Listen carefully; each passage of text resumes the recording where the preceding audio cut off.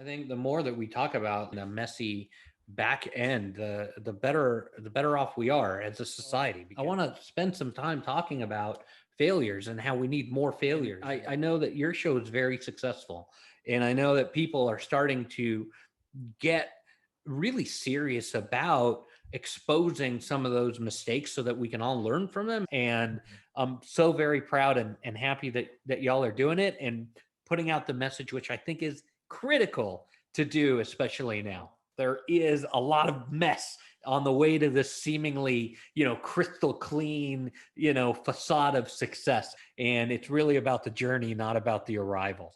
And if we allow the self-doubt monster to keep eroding all the creativity that we have, we're forever unbalanced. In my opinion, people like you guys are doing heroics, okay, talking to people in their careers and telling them there is no shortcuts. Get to work, put one foot in front of the other, come up with crazy ideas and get the work done. And through doing good work and consistency and coming up with great creative ideas on the changing landscape, you will get where you need to go. But there is no quick fix. It's one foot in front of the other to mount the climb.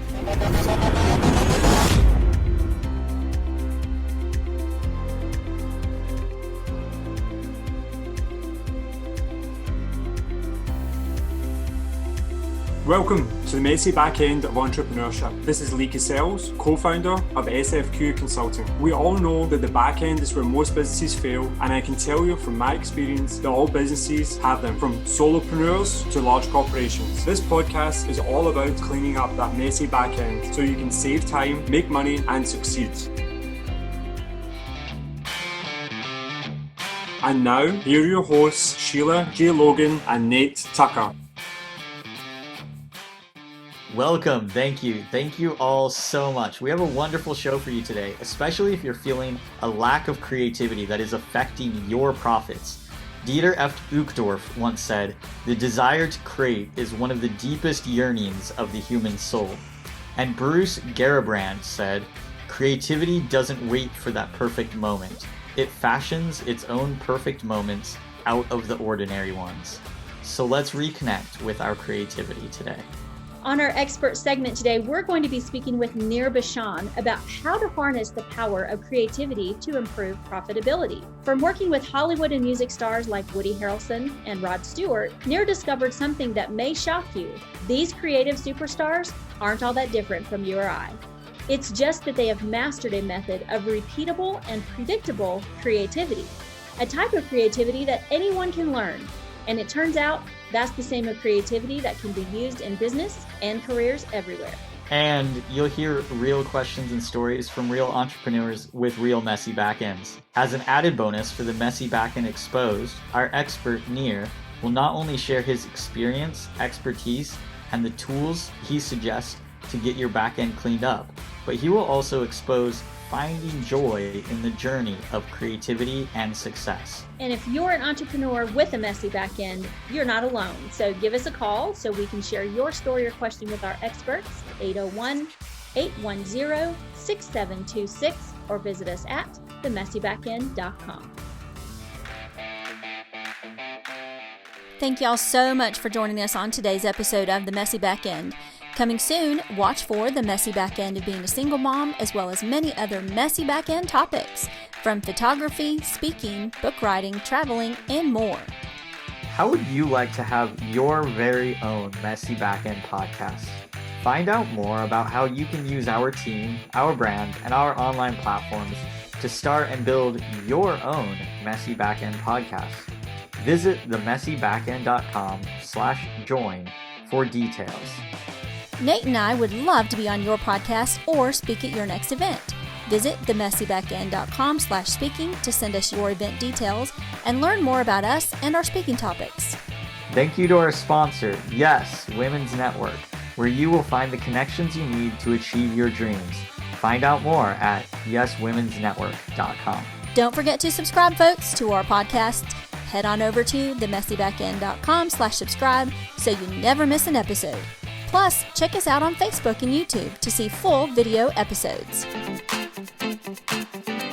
Now on to our expert, Nir Bashan, for his expert advice. Don't mess your seat, folks. Here we go. Today, we have a messy back-end question submitted by one of our listeners. Help, I just started taking my antidepressants again, and I feel like they take away my depth and blah out my creativity. I really need them for my mental health right now, but am working on rebuilding my natural defenses so I can come off of them as soon as possible. But does anyone have any suggestions on being a creative or working through the antidepressant blur? That's a cool question. I like any question that has the word blah in it as like an operative word of a question. I think you're doing pretty good. Yeah, so here's the thing, right? The type of creativity that I talk about is more or less a type of creativity that is something that we're all born with, and it's something that we need to learn how to uncover. And no matter kind of what your lifestyle is, or what your medical needs are, or whether you're artistic, or whether you're in finance, it's the type of creativity that you can uncover by putting in the work. It's a really interesting sort of thing, you guys. I talk about picking up a pen and a pad of paper and doing the work so that you can manufacture and make your own type of creativity. So yes, you can do it if you are feeling in the blah of medication. You just need to have a few techniques that you can execute to become more creative. Awesome. That's really cool because, I actually struggle with creativity because I was in the corporate world for so long. The corporate world tends to crush your creativity. So especially when it comes to like writing, like I'm trying to write a book right now. Nice. Coming up with that creative way, because I'm kind of snarky. Right. I'm kind of a smart aleck, but it doesn't come across in paper. So I would love to hear like what are your ideas for, pick up that pen and paper. How do you pull that creativity out of yourself when it's kind of been, especially it's being quashed by medication. I understand that completely too, but how do you pull that out? Yeah, so there's a few different methods on how to get creative no matter what you do. One of them that I really like, you guys, is something I call the concept, idea, and the execution. It's a way to break down any creative entity and extract as much creativity from it as possible. So let's say you want to write a book, right? And you maybe don't know what you want to write about, but you want a book. So you sort of start with the concept of what a book is, and then the idea, and then the execution. The concept is the largest way to look at something.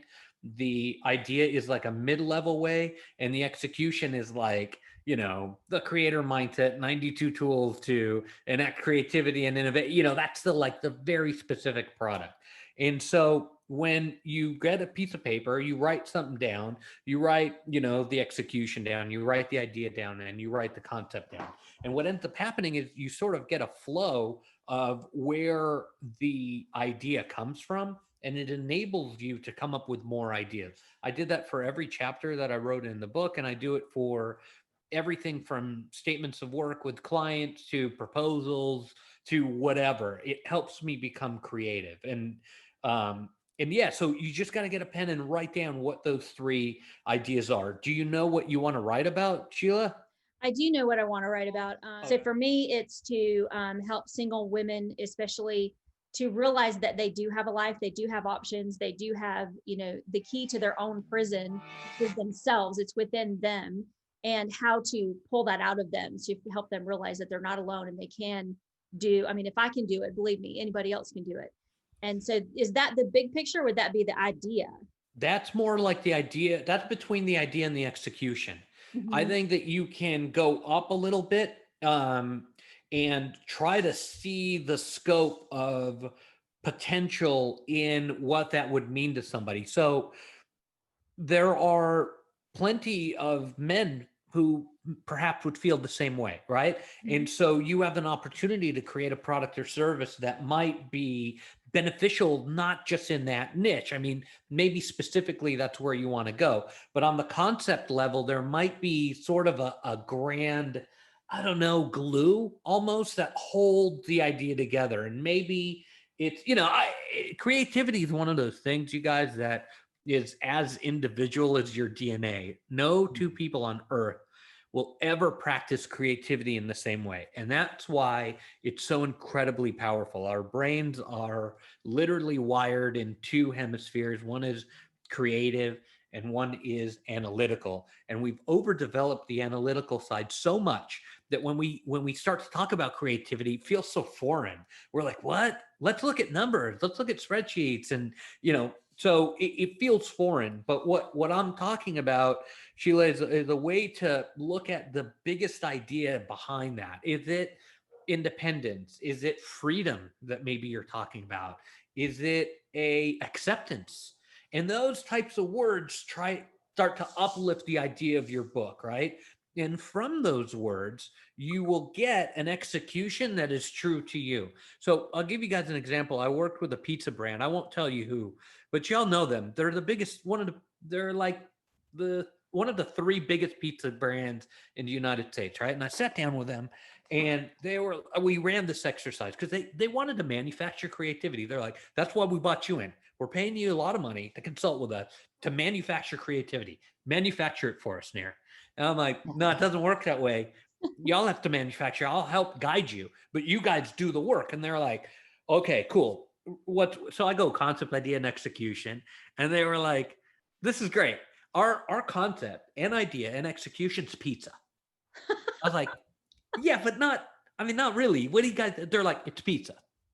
We do we're pizza. We're pizza. I said, okay, so I started working with them and we got to a point where they could look at, their, it wasn't what I was telling them. It came from them. It's their brand. They, in 1952, our founder, it was those kinds of stories. And I'm like, yeah, let's keep talking about that. That's the authenticity of your message, the authenticity of your brand. Nobody else on earth has that. And they went all the way to concept, and their concept was sustenance.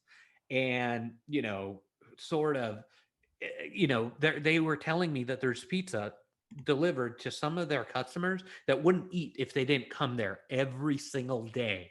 I was like, that blows my mind. They're like, yeah, we literally are taking care of people. I'm like, wow. So, and then we went down and their idea was comfort food. Like, who knew, right? And somebody in the room was like, comfort food. You don't think Italian food, you think like chicken soup. And I saw everybody in the room look at the guy who said that, and they were like, holy crap, what a great idea.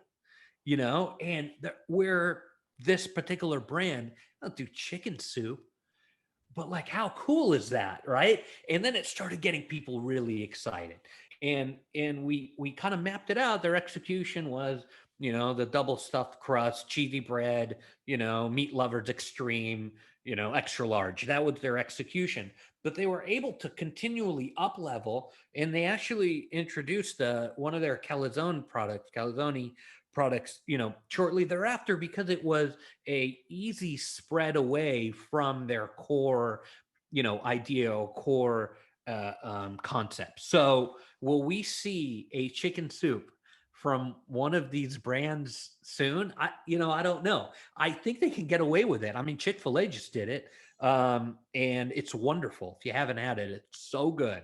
Chick-fil-A chicken soup is the best soup at any restaurant, like Period. ever. Like I will go from other places and their soup, oh, it's fantastic. I agree. Yeah, so it's amazing what you can do if you look at your product or service, your book, your career, anything that you want to do, any endeavor with those three sort of guidelines. You write stuff down and then you exercise it. You come up with connections and ideas, and you can generate creativity that way. I love that. No, you guys like it, or do you love it? I love it. I love that idea. Love it. Yeah. Because it really helps you, like, you have to look at the big picture first. It's like when you're going on a destination, you can't just be like, hey, I want to go on a trip. And it's like, well, where do you want to go? You can't just be like, well, I want to go on a vacation. That's kind of the big concept. That's the concept idea. I want to go on a vacation. And then the idea is like, okay, well, why do you want to go? Where do you want to go? Like, well, I don't like the cold, so I'd rather go sit on the beach somewhere. So, maybe Florida or Hawaii or Cancun or something like that. Not places up in Utah where y'all are freezing all the time. you know, and then the execute is like, okay, how do I get my messy back end down to Florida or Cancun or Hawaii? That's kind of like what you're saying to. Yes, that is exactly what I'm talking about. I mean, that is the process of coming up with ideas. And so if you want to do something different this year, you always go into Cancun, start to map this thing out and see what it is about Cancun that you like. Those are more idea level. And then it might give you a new destination that you never would have come up with. And also, if what you really like about Cancun is the beach and the heat, or the food and the beach, then that can open up all kinds of different options for you. So this thing would work no matter what you do it for, and no matter who you are. I like that because I think for our listener who's really struggling, and I know that antidepressants can really bring your creativity down because it kind of dulls your senses a little bit, right? Mhm. So if you can look at that big idea, looking at the execution can be overwhelming. But if you can take that really far step back, get that 30,000 point view, it breaks things down easier. I think that's what we do, when we're looking at the messy back end, is we get that 30,000 foot view. What's going on here and what's working, what's not working. When it comes to applying that same thing to creativity, that's why people keep asking me about the book. Like, what do you want them to experience after? They're trying to get me to come way back at that 30,000 point view. No matter what situation you're in, to figure out what you need to do next, it kind of gives you that to-do list, right? Yeah, definitely. It gives you it gives you options, and that's what we really need. Another technique that I talk about that I think you guys might find real helpful is the little victory, right? So I think we're all entrepreneurs. We have businesses. I've run advertising agencies with $250 million billings and hundreds of employees, and you know I know the world well. A business well. I'm not an academic or somebody who's versed in theoretical approaches. I'm out there just like your listeners, doing it every day. Putting one foot in front of the other and getting it done. And so one thing that used to really was be difficult for me when I started out was looking and celebrating those little victories and the little moments. I was good at setting up a plan. I'd set up a 1 year, a 3 year, a 5 year. We're marching this way. And I would ignore all of those little things that happen along the way that could be so amazing. And, we got a question from a listener, and she's he is worried about what it's like to express creativity, and maybe is overwhelmed because of these medications or this situation. But when you're able to piece together those little victories, those little micro things that happen along the way, you take the stress off your shoulders, and you allow yourself to see what is working and what is really working, and follow that. We're so busy setting these goals and saying, we'll get there when we get there. And we're ignoring all the amazing creative potential that happens along the way. I talk about an ice cream salesman from many years ago who wanted to sell a bunch of ice cream machines, right? And he had an analytical construct, which was sell a bunch of machines and volume.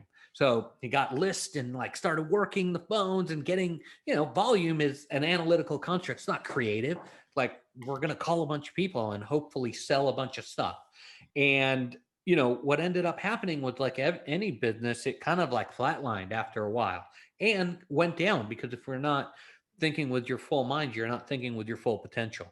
And so, one day he noticed there was a restaurant that kept ordering, machines. And so he went down there to see what was going on, which is a creative thought. And, there was a line out the door. 45 minutes later, he had the best cheeseburger that he's ever had in his entire life, right? And the guy's name was Ray Kroc, and that restaurant was McDonald's. So had he have stayed on his main goal, would he have sold more ice cream machines? I don't know. But because he had the courage and the creativity to look at those little things along the way, they proved more profitable, better, more interesting in the long run. So what are those little things that are happening, in your life, Nate and Sheila and your listeners? What's going on with, those little victories, those things that you're ignoring because you're like, whatever, I'm focusing here, but maybe you should focus on those little things and see what kind of creative wealth they can bring you. Well, first of all, I want to say one of my little, celebrations is when the ice cream machine at McDonald's is actually working. That is a celebration when I go through and I'm like, I want a McFlurry, and they're like, yeah, what flavor do you want? And it's like, wait, what? Yes, You didn't say your it machine works. is down. Like you just expect them to say that. Right. So, as you were saying that, it reminded me. This just happened the other day because I was talking to a friend about that, about just being flexible and adaptive in life. Like there are some people in life, like I have a brother, he's an engineer.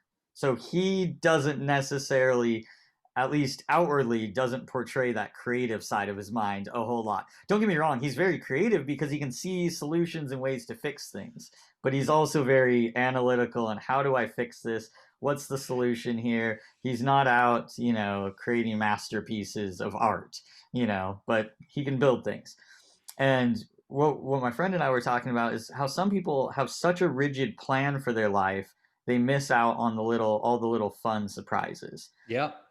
And we were talking about that, and literally as we were talking, my phone rings, and it's my business line, and nobody really has that number except for those whom I've given it to. That number isn't out on the internet or anything. It's the number to my cell phone.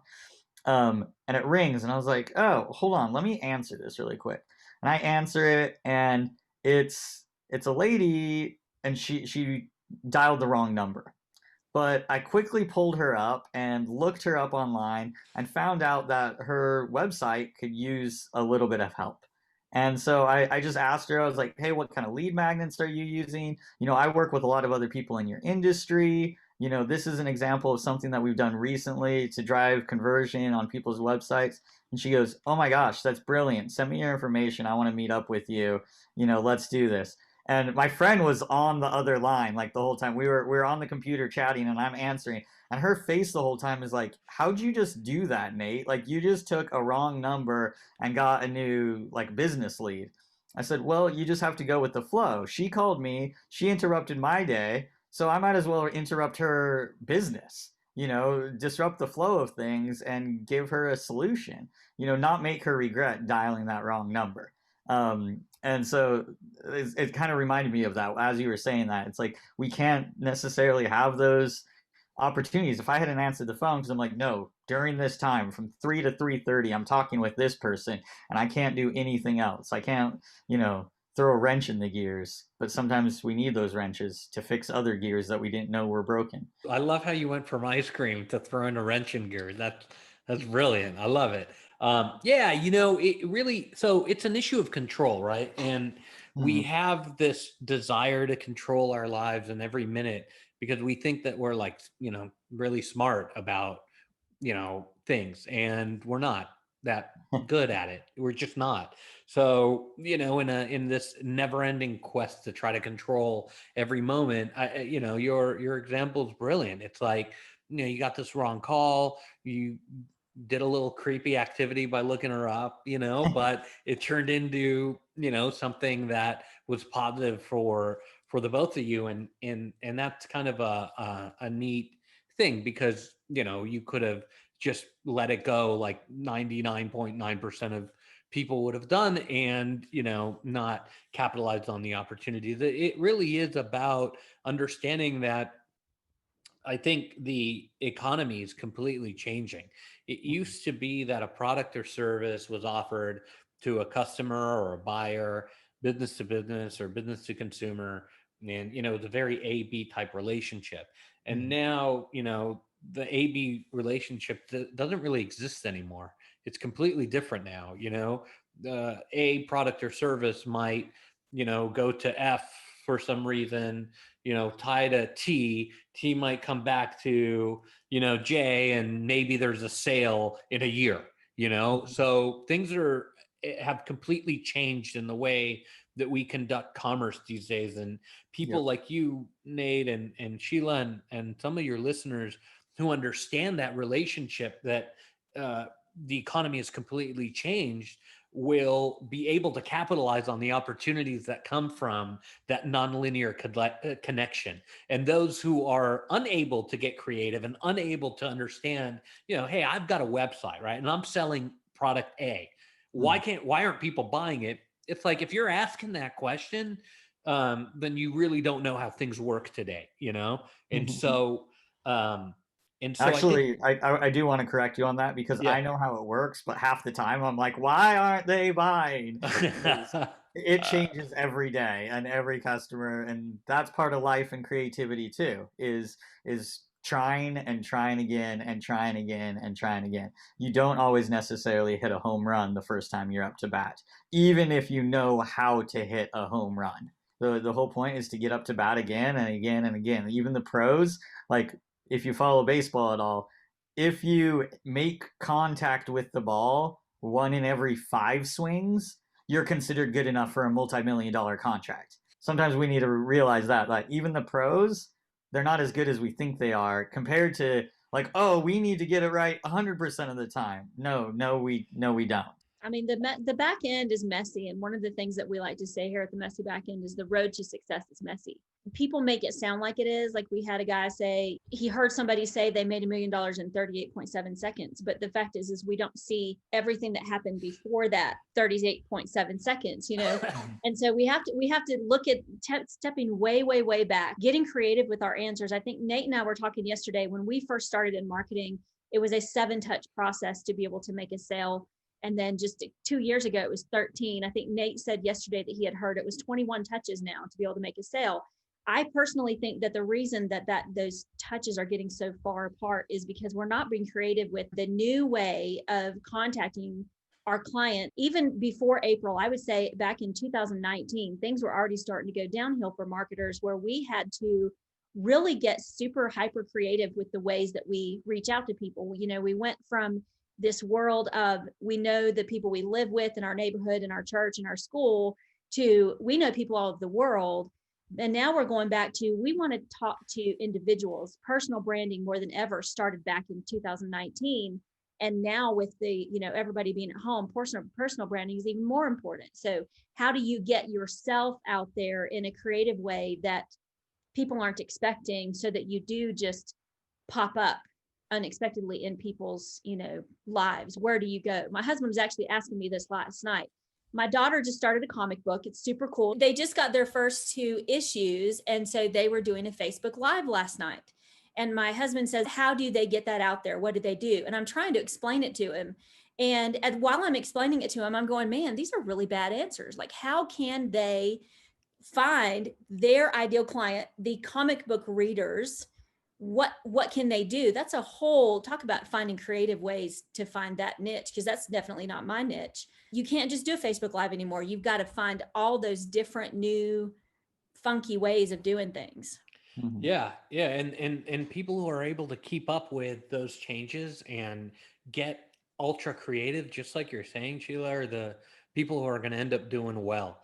And honestly, there is more opportunity now than there's ever been before. My business is consulting with different companies, doing keynotes and webinars.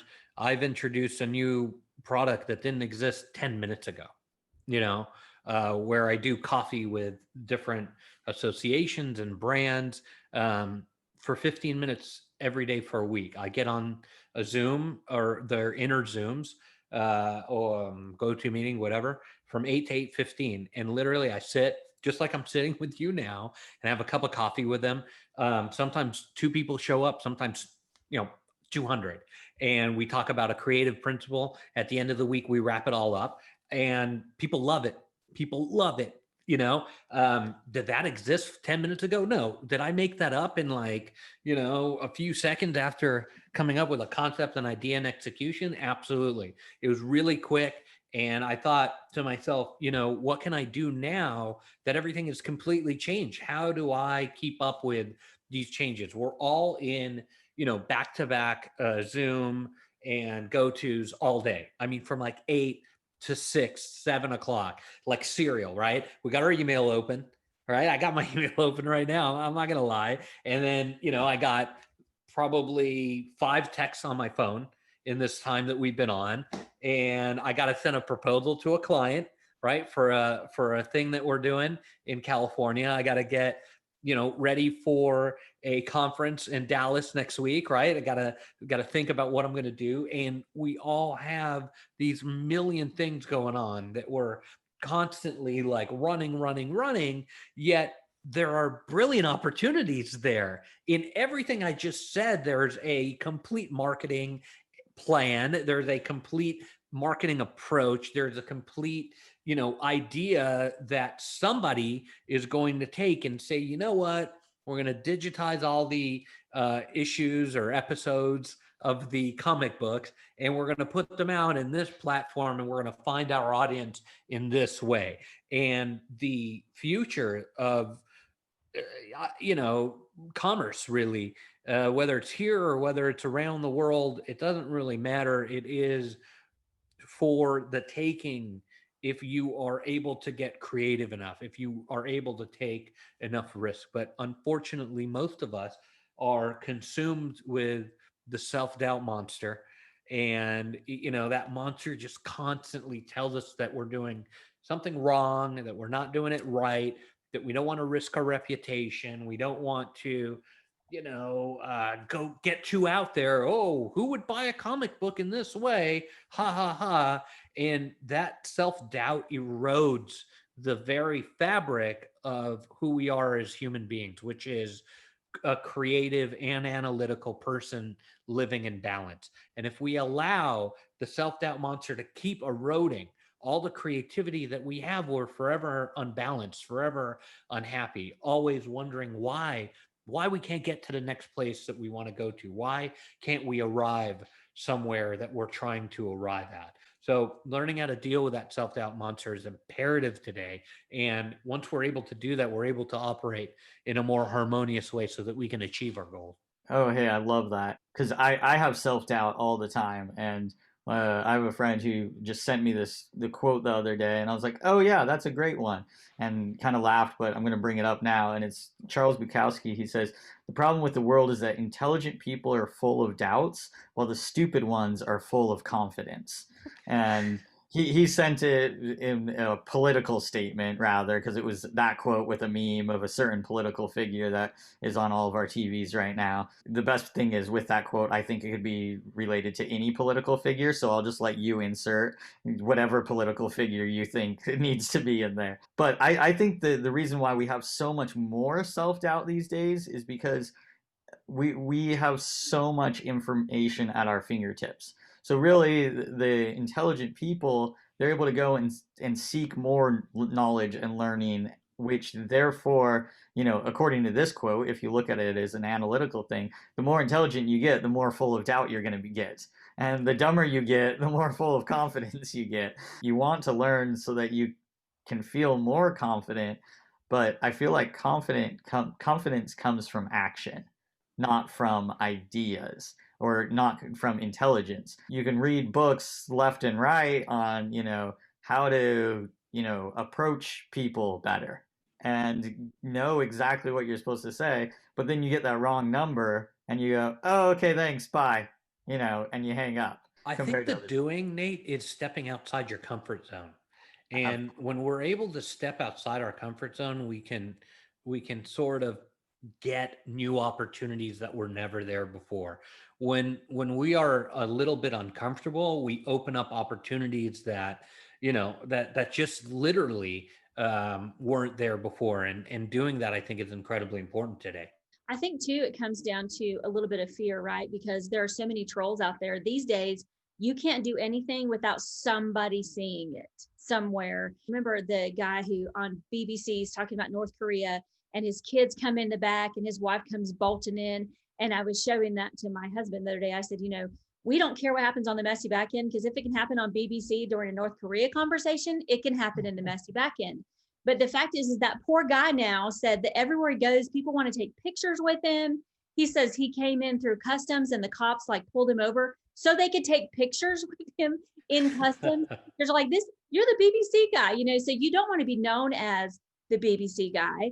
But at the same time, he thought his career was ending when in fact it was actually advancing, because the fact is, if people remember in looking at their confidence and the courage that they need to use their knowledge, especially now with the way the world is, mistakes are okay. It's okay to be real. It's okay to be authentic. It's okay to forget words on a podcast or forget your Chinese when our last guest was on a stage speaking his whole talk in Chinese, which he had memorized. And right in the middle, he completely forgot. And he looked at somebody in the audience and said, "What do I do?" And the poor guy shrugs his shoulders. And then he that gave him the time to restart. But at the same time, the audience loved him for that. They loved that he was real. They're like, "Oh, that's a real human being up there." And that goes back to the creativity. If you think of something for a comic book idea that you think may not work, who cares? Go out and try it. What's the worst thing that can happen? It doesn't work. We're so risk adverse. Yeah, for Yes. sure. I mean, we want everything that we do to be successful. And I've run and owned several companies that I burned into the ground. Nobody ever talks about that, right? We only talk about our successes. But I think the more that we talk about, like you're saying, the messy back end, the better off we are as a society, because there is no quick fix. Listen, I published a book with McGraw-Hill, right? I got 4 offers to publish this book, 4 from all the major publishers. And like, I'm a super nobody. Like, I have worked my whole life. I built successful companies, sold them. I have worked for other people, did really well. But I don't, I just, it kind of happened. And I literally told these publishers, well, I want to spend some time talking about failures and how we need more failures. And, they were like, "Oh, this is great. We need stuff like this right now." So I think things are changing. And I know that your show is very successful. And I know that people are starting to get really serious about exposing some of those mistakes so that we can all learn from them, and that we can all sort of start to grow. Publishing a book and putting that out there of all these failures, I think, is part of maybe a trend that is changing into making it sort of okay to talk about things that didn't go as planned and didn't go as well. In my sector, in my very niche of the universe, there are maybe 100 books released a day that will promise you riches. They will promise you an investment scheme that would make you rich by tomorrow, and 38 seconds to be a millionaire, or whatever, the 1-day work week, and all of these books. The real thing is that if you or your listener, Sheila or Nate, if one of these books work, please tell me about it, because I want to get rich in 38 seconds too. Like, I want a real estate investment plan that will earn 18% year over year, while I'm on vacation in the Caribbean permanently. The truth is that none of these things work, and all of the people who promise you these things are BSing you and really wasting your time. My technique is about hard work. Don't buy this book, and don't, follow me on Instagram and all this stuff. If you're looking for a quick fix, there is no quick fix in life that I found that ever works. And I think, in my opinion, people like you guys are doing heroics by getting out there into the marketplace, getting out there into the entrepreneurial landscape, the business landscape, the a professional landscape, talking to people in their careers and telling them there is no shortcuts. Get to work, put one foot in front of the other, come up with crazy ideas like calling people that, are missed calls, and so on and so forth, and get the work done. And through doing good work and consistency and coming up with great creative ideas on the changing landscape, you will get where you need to go. But there is no quick fix. It's one foot in front of the other. It's a mountain to climb. And it's really about the journey, not about the arrival. And so I'm so happy that you guys had me on. It's such a good fit into the message that y'all are trying to put out about, there is a lot of mess on the way to this seemingly, crystal clean, facade of success. And I'm so very proud and happy that y'all are doing it and putting out the message, which I think is critical to do, especially now. Awesome. Thank you so much. I love what you're talking about with being creative. And I love that you say it's hard work. A lot of people assume that things like this are easy. My daughter's comic book, it didn't happen overnight. It's taken them a year to get to the point where they could send it to the printer. She holds it up and she's like, this is so surreal, but everybody doesn't see that year beforehand. And like Nate and I, the knowledge that we have, we're looking combined over 20 years worth of experience to get where we are.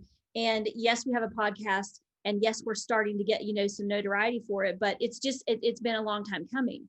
And all it's going to take is that one episode. And maybe it's the Nir Bashan episode that's going to skyrocket us, but we can't say we did that in one day. You wouldn't be the first podcast. Just saying. Okay, I'll go back to being humble. For us? Great. Cool. Well, yeah, no, absolutely. This has been a great pleasure. And we will have a link to your book definitely on your page on our website, The Messy Backend, so that everybody can go check it out. And like you said, if you're not willing to work, your backend will never be cleaned up anyway. There's no top of success and then you just stop. You're always working at the mountain that you're climbing is a never-ending mountain. Just be happy with those small things. So thank you so much, Nir. I think you're amazing. It's great to have you on the show today. Thanks for having me, guys. This has been fun. Absolutely. Like you said, it's the journey. That's the real fun part of life.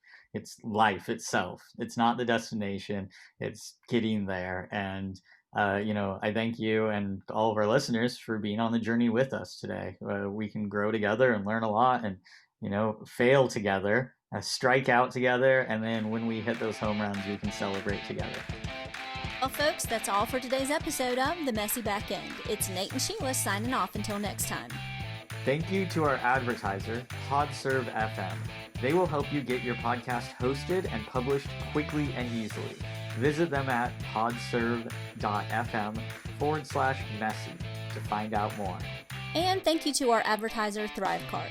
They're the #1 shopping cart software that grows your income from existing traffic with high-converting checkout pages, upsells, and affiliate campaigns. Watch the video on how simple this cart solution is at themessybackend.com/cart. Don't forget to subscribe to our show on your favorite podcast platform by going to themessybackend.com/subscribe and check us out on our YouTube channel for full episodes. Well, folks, that's all we have for today's episode of The Messy Backend. I'm Wendy Wadaley, known as your Income Acceleration Mentor, and I'm the founder and dean at More Coaching Client Sales and Marketing Academy. I don't know about you, but I'm feeling like my back end is getting cleaner with every episode. I can tell you from my own experience that processing, looking at the messy back end situation when it happens, helps you to grow and learn and be that much better as an entrepreneur. Join us again next week as experts share more customized business advice and tips about all the messy stuff that goes into the back end of entrepreneurship. Remember, you're not alone. Every business has a messy back end that needs a little attention. Nir, if you haven't figured out, I just love analogies. I speak in analogies like Sheila does with a Southern accent. I mean, Chick-fil-A just did it. It's wonderful. If you haven't had it, it's so good. Chick-fil-A chicken soup is the best soup at any restaurant, ever. I will go from other places and their soup, it's fantastic. I agree. And their chicken tortellini or tortilla soup is also fantastic. Definitely. Chick-fil-A sponsor us. Well, I want to say one of my little celebrations is when the ice cream machine at McDonald's is actually working. That is a celebration. When I go through and I'm like, I want a McFlurry, and they're like, yeah, what flavor do you want? It's like, wait, what? Yes, you didn't say your machine works down. You just expect them to say that. Right. So, the soft serve is so good there. It's magical. It's heavenly. I don't know what's weird. I hate soft serve like everywhere else.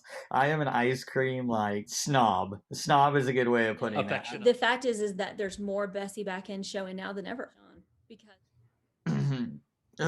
whenever we start recording, I've always got a burp in me or something. Oh, and remember we're recording this on video too, so try not to pick your nose while you're reading. Yawn or anything like that. Oh, okay. Nailed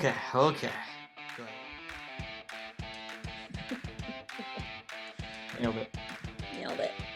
Okay, I'm out. All right, bye. Bye.